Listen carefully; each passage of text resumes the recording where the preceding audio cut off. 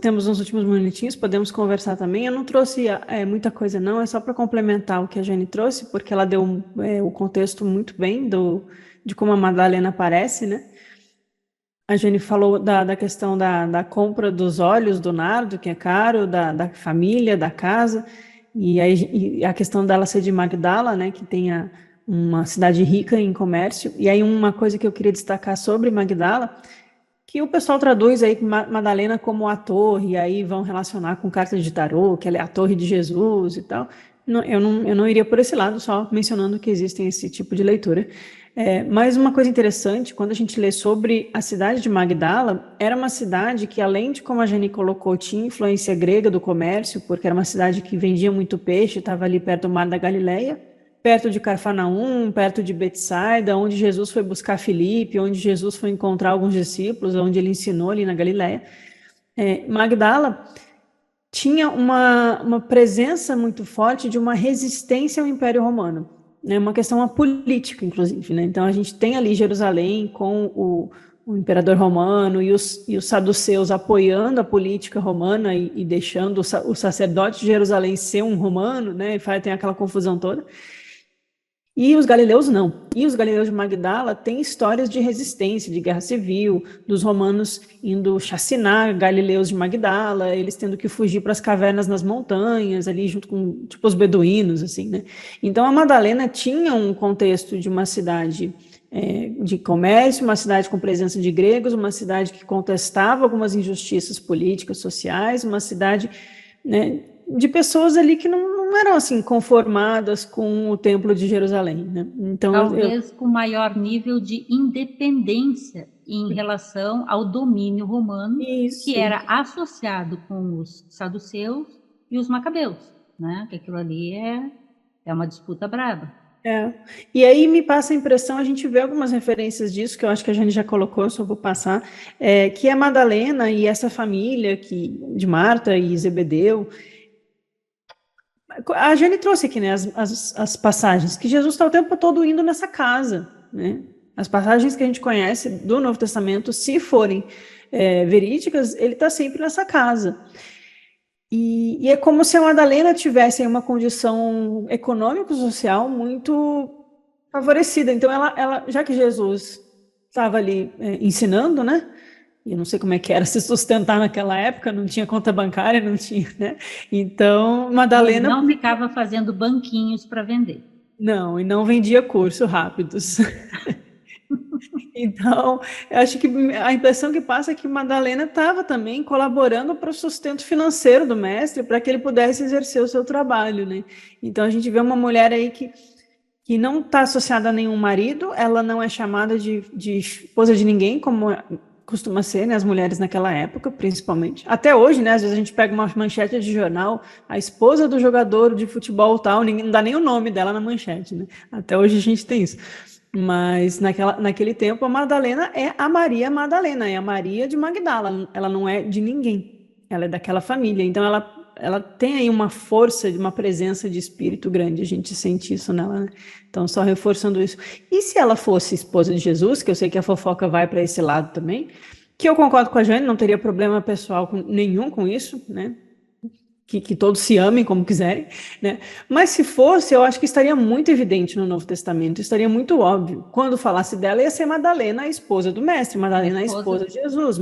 Daqui a pouco ela ia ser elevada à esposa de Deus, ou a deusa na terra, né? Porque como a igreja lidou com isso. Então, se fosse, seria algo evidente. E se ela fosse esposa de Jesus, os discípulos não teriam ficado chocados ou incomodados dele beijar, porque afinal um marido beija uma esposa, né? Então a gente tem, assim, dentro da parte da fofoca aqui que eu estou trabalhando, porque são argumentos que surgem, né? A gente vê assim que, pelo menos para mim, não faz sentido a gente querer forçar essa narrativa, forçar essa história uma filha, ou uma filha secreta, um casamento, porque a gente tem um outro contexto que mostra outras coisas, ou indica outras coisas, né? É, Pedro não ia ficar com ciúminho e dizendo, você ama ela mais que a nós, porque se ela fosse esposa, ele teria todo o direito disso, né? Então, isso não teria sido dito, né? Mas aí a gente tem que ver que tem outros contextos. E aí eu trouxe e só para tem vocês... só uma Ah. coisinha, só uma coisinha. E tem, volta a imagem. E tem uma... Eu quero dar um pouquinho mais de reforço nisso que a Laia está chamando a atenção. Ela é referida por seu nome, por sua procedência, como uma pessoa independente. Ela tem uma força por si própria, que não é comum a outras mulheres naquela época. Tenho para mim, de acordo com o que eu tenho podido estudar, tal, que muito provavelmente ela também, para ter todas essas condições e toda essa cultura grande que ela tinha e essa independência e essa referência, provavelmente ela era mais velha do que Jesus. Porque ela meio que cuida, né? Ela meio que tem essa Ela é impressão. muito amiga de Salomé, que é muito mais velha do que Jesus. Então, Salomé assim, dizem que esteve no parto de Jesus, no nascimento de Jesus. exatamente, foi quem ajudou Maria no parto. Isso está Então, no proto-evangelho de Tiago, um apócrifo. faz Então, sentido pensar que essa faz sentido. mulher, ela era uma mulher já conhecida ali e também mais madura, né? O que lhe dava uma condição ainda mais fácil de estar E com mais Jesus. livre, né? Por já ser uma mulher resolvida, já estava livre, não devia nada a ninguém, seguia o mestre que ela quisesse. E aí ela passa um pouco essa força que os gnósticos passam, dessa liberdade, desse conhecimento, dessa profundidade, né? Eu trouxe aqui só um exemplo de como é que é o texto em cópita desse trecho aqui do Evangelho de Filipe. As letrinhas são assim, curiosidade só. E aí essa passagem 55 é a que a Jenny trouxe, né? Que começa falando de Sofia, né? Sofia, que se considera ser a estéril, né? Quem é a Sofia estéril? A Sofia a chamou, porque ela gera sem o seu consorte, então ela gera imperfeitamente, ela não consegue gerar a partir do um, né? Porque é a partir dela que se rompe. Então, a Sofia, essa a chamou, que é a que cai, é a mãe dos anjos, ou dos arcontes, dos seres, dos poderes, de tudo aquilo que engendra o mundo. Já a companheira do filho é Miriam de Magdala. O instrutor a amava mais do que os outros discípulos. E aqui nessa tradução do Leloup ele manteve, beijava ela na boca. E aí eu trouxe aqui, ó, para vocês verem que entre colchetes é onde o texto foi completado no papiro, que tem um buraco, às vezes tem uma palavra, tipo início e final da palavra, e o meio tem um buraco, aí a gente vai inferindo o que está sendo dito ali. Então, vejam que nesse pedaço final aqui, que é onde fala que beijava ela e amava ela mais, é um pedaço muito esburacado do texto. Então, com um interesse para a gente entender como é que é. E são buracos assim, né? Então, às vezes a gente não sabe a palavra que tá. E aí fica assim, né? A Sofia é estéreo, é a mãe, não a mão, a mãe dos anjos, a companheira do buraco é Maria Madalena, buraco, mais do que, né, os discípulos, beijá-la em onde, não sei, né? Pode ser na boca também, porque faz sentido dentro da tradição, inclusive, porque a gente vai falar aí na tradição, inclusive na Igreja Ortodoxa Grega se manteve por muitos séculos isso, o tal do beijo santo. Normal. Um homem beija outro homem, inclusive, né? Um selinho. É a transmissão, né? É uma coisa assim santificada mesmo, tem um símbolo desse beijo. E aí a passagem que a gente trouxe, né? Por que ama mais que a todos? E aí ele, por que vocês acham que eu não os amo como ela, né? Fica a provocação. E aqui mais um exemplo de como é os textos esburacados. Então essa é lamentavelmente a dificuldade que a gente tem aqui com os textos gnósticos, às vezes é entender o que faltou aí. Tem que acessar aí de outras formas.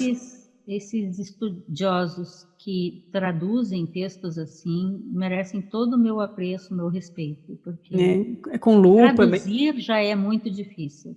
E traduzir quando são textos assim mais importantes, que você não pode se dar muita liberdade, tem que ter muita responsabilidade.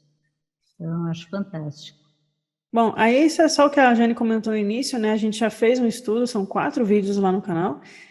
Um primeiro passando pelo Novo Testamento, esse segundo abordando mais a fundo a questão do beijo. Eu peguei passagens do Velho Testamento, do Yves Leloup, que também faz uma discussão sobre isso. A tornar Madalena um homem, que é o final do Evangelho de Tomé, e a gente fez um estudo já aqui do Evangelho de Maria Madalena inteiro, tá inteiro nesse vídeo, e a gente conversa ele. Então, para quem não viu, fica o convite para se aprofundar. Não está inteiro porque faltam 8 páginas no original. Falta. E aí a passagem que vem logo seguida, então eu queria só emendar com essa próxima para a gente já passar a tela na próxima terça, porque olha só, a passagem ficou assim, se a gente completar as lacunas como os tradutores costumam achar que se completa, né? Eles podem cometer erros, mas pode ser que seja assim. Sofia, que é chamada estéril, é a mãe dos anjos, e a companheira do Senhor é Maria Madalena. Jesus amava mais do que a todos os discípulos e costumava beijá-la em seus lábios. Os demais discípulos viram seu amor por Madalena e disseram: Por que amas mais que todos nós? O Salvador respondeu dizendo: Por que acham que não os amo como ela? E aí a passagem seguinte do Evangelho de Filipe. Quando um cego e uma pessoa normal estão juntos na escuridão, não são diferentes um do outro. Quando chega a luz, então, aquele que vê, verá a luz, e o cego permanecerá na escuridão. Eu achei que essa. Porque, como no texto corrido no papiro não tem parágrafo e recuo de texto, a gente não sabe exatamente onde uma frase termina e começa a outra, sabe? Isso é um jogo de tradução mesmo.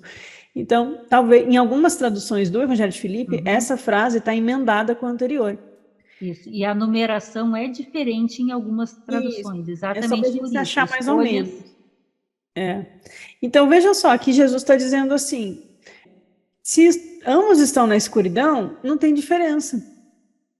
Mas aquele que enxerga com os olhos espirituais, aquele que tem os olhos para ver a verdade da luz e da vida e do caminho, e está trilhando o caminho, quando chega a luz, ele vê a luz. E aquele que é ignorante, né? Cego aqui é referência a Samael, é referência a Yaldabaoth, o Deus dos cegos, a ignorância cega, é assim que está nos textos gnósticos, né?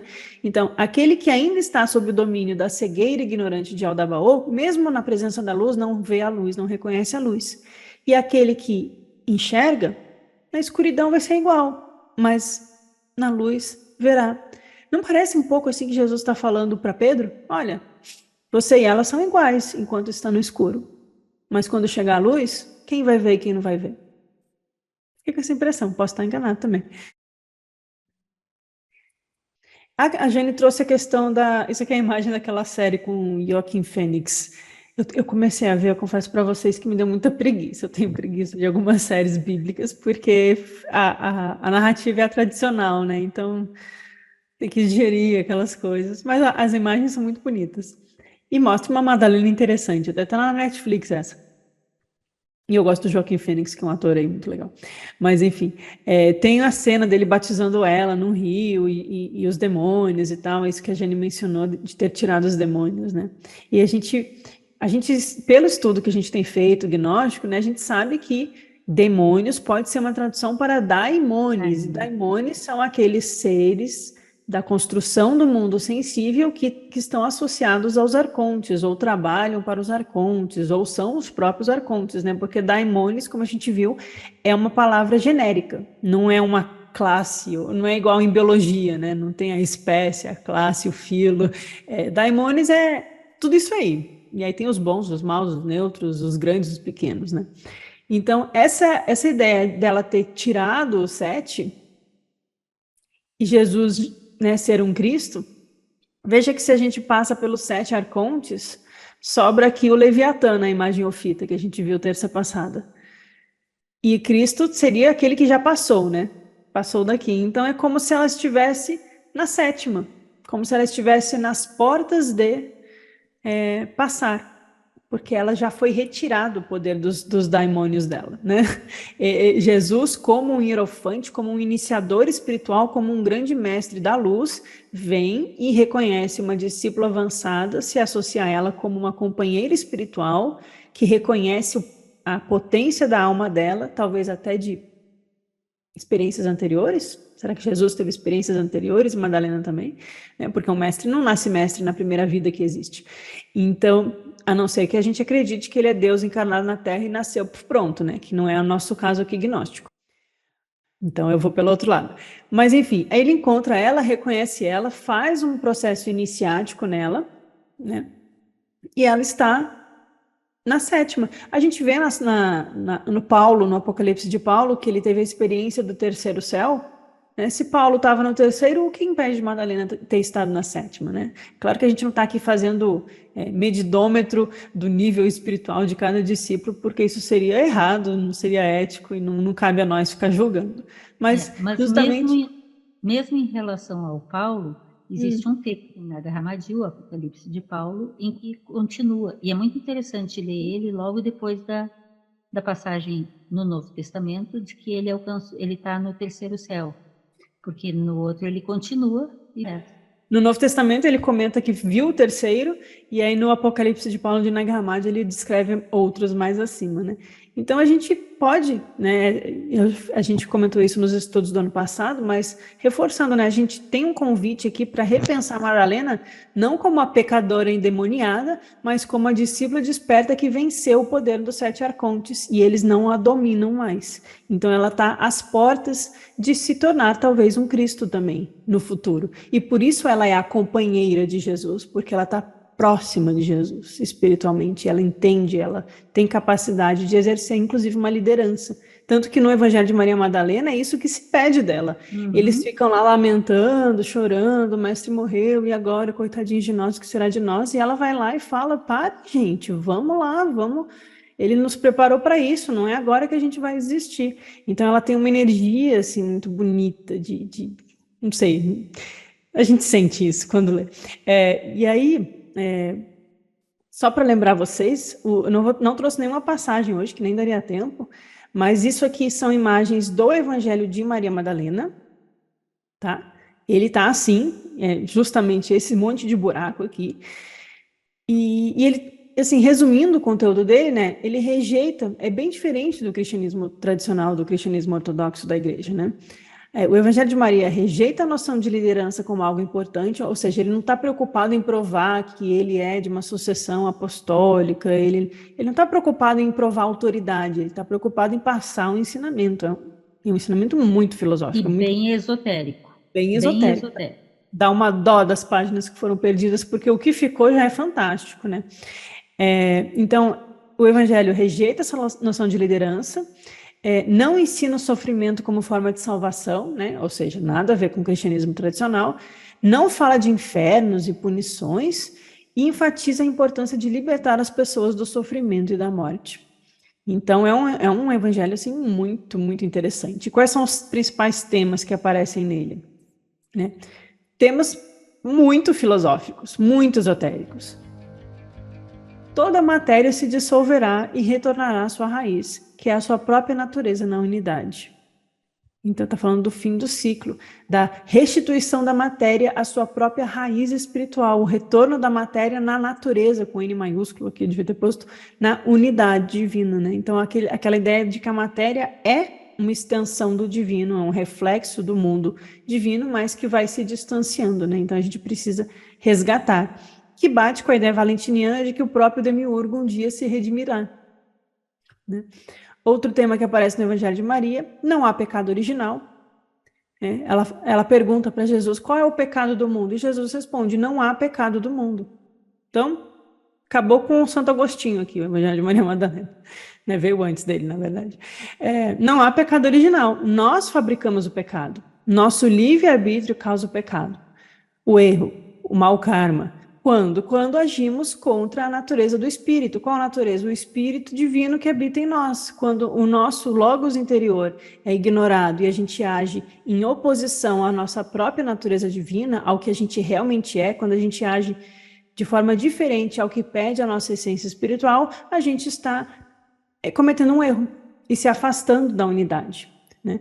E aí o texto vai falar que o bem vem para a essência dentro de nós para nos restituir a nossa raiz. E é essa palavra que está lá. Não está o Salvador, não está o Cristo, não está o Logos. O bem é um termo platônico. E isso me chamou muita atenção. Filosofia pura.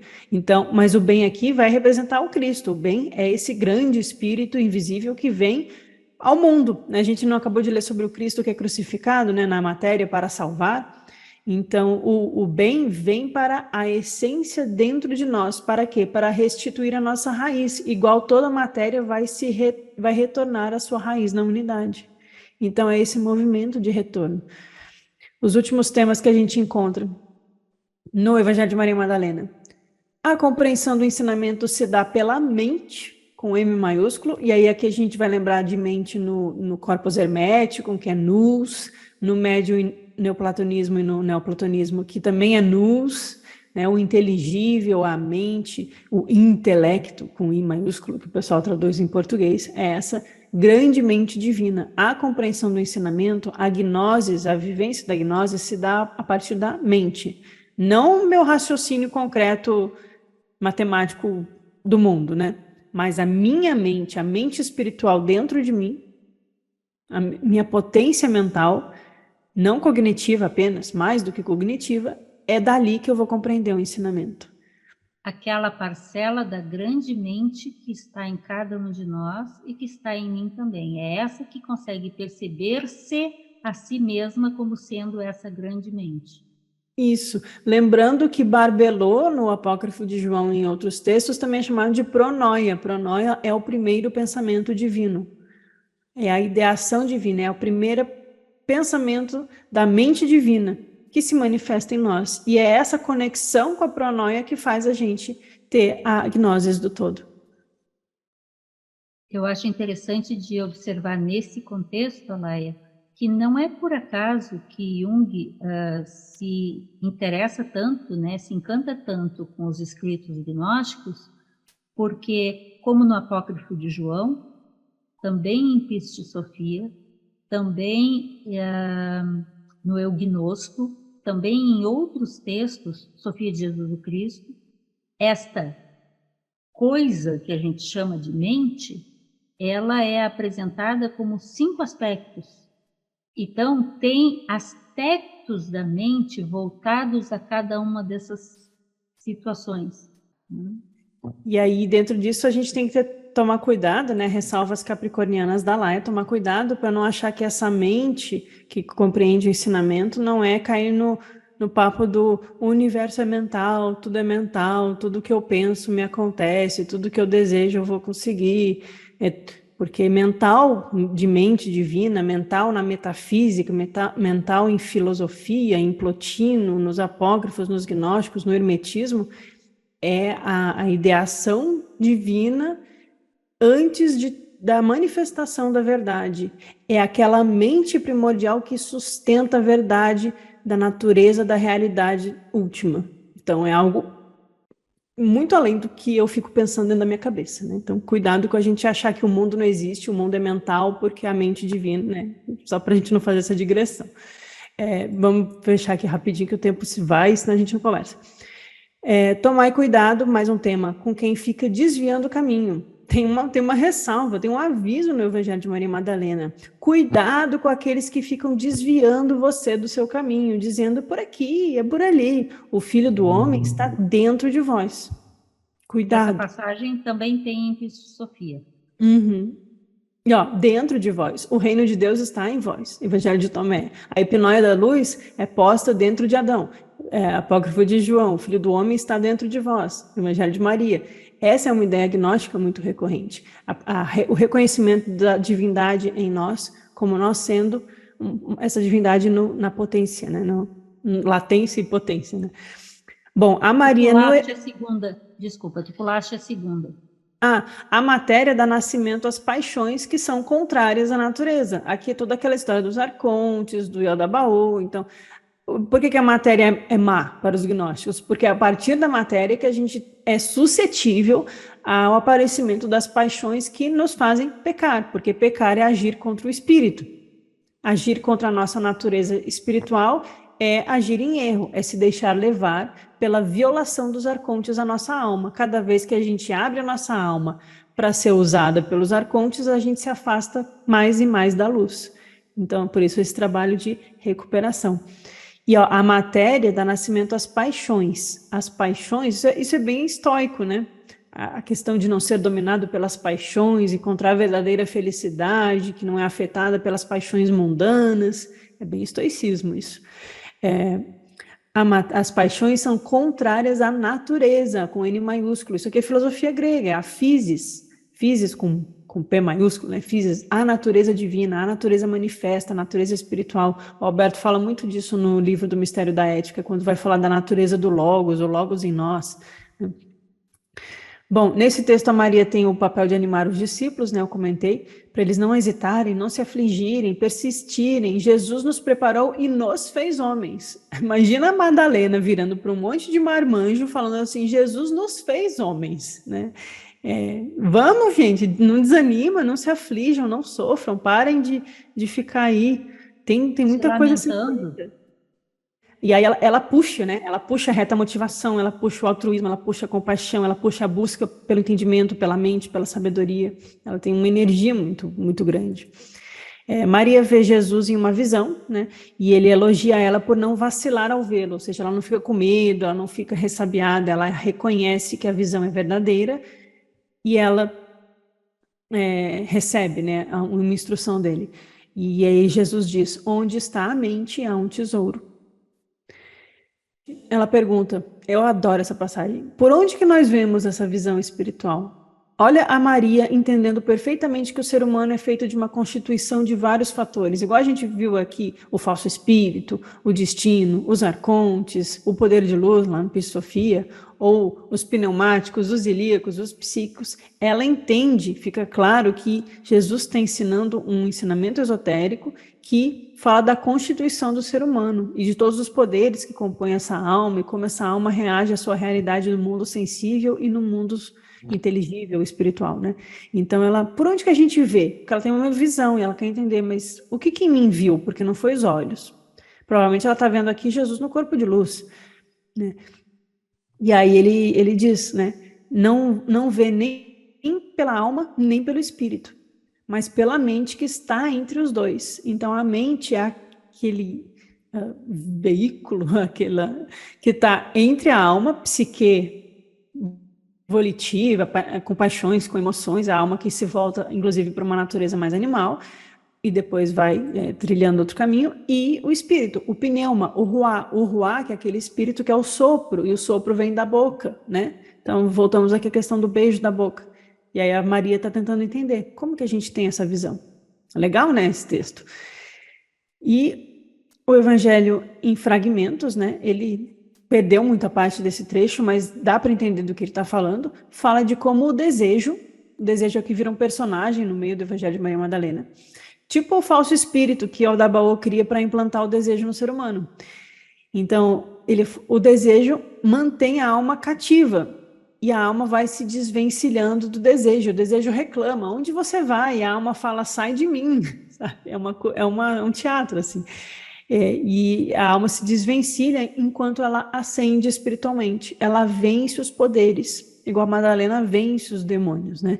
E aquilo que a envolvia como um envoltório é deixado para trás. E isso acontece em Pisofia, a alma que deixa de ser dominada pelo falso espírito e abandona o destino, porque o destino está amarrado aos arcontes, ela deixa para trás e se eleva em direção ao pleroma. É a mesma ideia aqui do Pisofia. E por último, a cena do André e do Pedro inquirindo ela. Quem é você para dizer essas coisas, né? Eu gostei da imagem.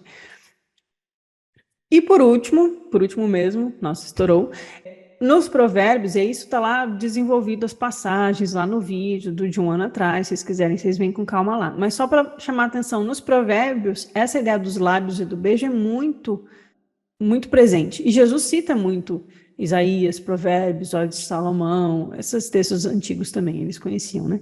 Então, quem fala com retidão tem os lábios beijados. Retidão, falsidade, é bem uma coisa da linguagem dos essênios, da linguagem do João, no Evangelho de João. Os lábios observam o conhecimento, gnoses. A boca profere a verdade e os lábios abominam a impiedade.